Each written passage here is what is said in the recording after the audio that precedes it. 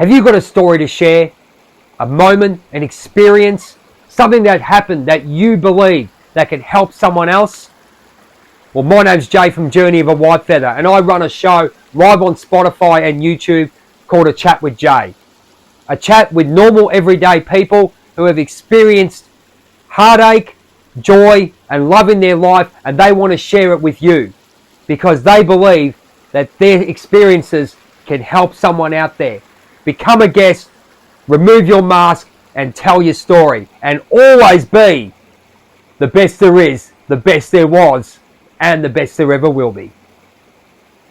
Okay, so we're going to talk about this notebook because this is our first chat since we've come back, right?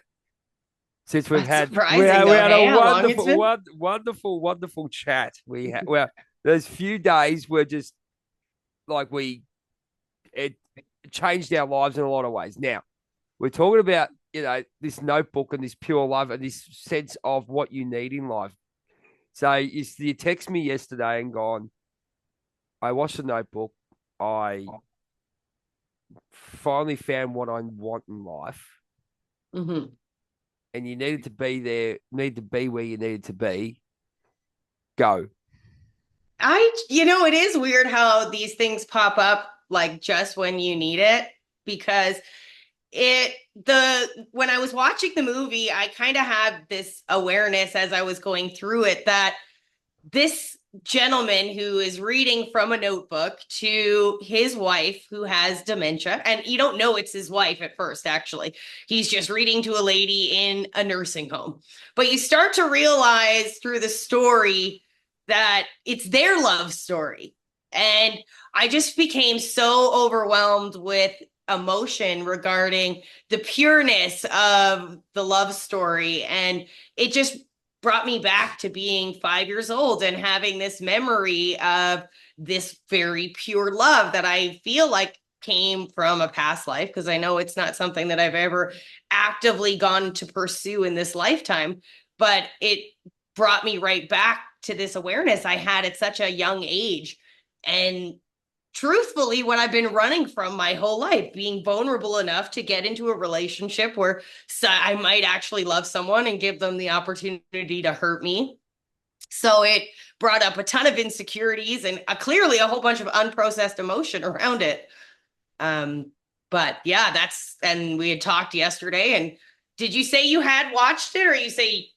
Sorry, I know a lot about it. I haven't really. I might have, I wouldn't say I watched it because it's not really my type of movie. If you'd be perfect, I'll be perfect. Yeah. But I haven't. And that's so it's funny. And as I was going through the movie, and I have a personal relationship with a family member with dementia, and I spent some time with her in the nursing home. So towards the end of the movie, she's getting more and more sick, and she is in the nursing home by herself, forgetting who she is. She has no, glimpses of a past life that she remembers. And it hit for me on that level as well. And then in my mind, this guy, he every single day reads to her from this notebook so that for 5 minutes she will remember the love that they shared before the dementia comes in. And that's the love he has for her. And I was like, that is just the ultimate love. And then towards the end, I'm like, if it ever got that bad, I'm thinking in my head, and I had this person, we would just die together. And they literally, that's how the movie ends. They die together. And I'm like, So your truth. Yeah, we had discussions when I was in Canada.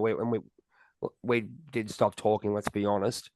But the resonation now that this is what you want. Okay, it's what I've always wanted. Yeah, that's what I realized is that, although I have come into this lifetime and I had this really traumatic early experience there's a sign for you too. There's a sign for you too. There's a sign for you. The light just went off.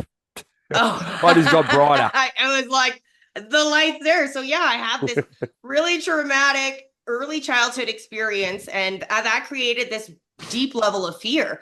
And that was, the challenge. But the one gift that I was brought into this world with was this knowing, or this remembrance of what it feels to be loved in love with somebody unconditionally, that balance support, and not just with somebody else, but also within myself. That's where I was going to go. I was going to go with, like, about me in the mirror, that, like, we always turn everything on. Doesn't matter what, we have an opinions, we have our feelings, what we're going through. Mhm. If you turn the mirror, you want that unconditional love. Not wanted, but that's your dream. What about giving yourself unconditional love? I mean, all the stuff that you've gone through, have you questioned yourself on? Every choice I ever made in my life was to be out of fear instead of That's where love. I'm going. Even That's though where I'm love going. was what Yep. I truly wanted, deep down heart desire. Yep. But every choice I had ever made in my life was actually made out of fear. I would never have allowed myself to be vulnerable enough to put myself in a position to get hurt by somebody with real feelings. And it's not to say I didn't love the people that I ended up with. There was a level of love, but they loved me more.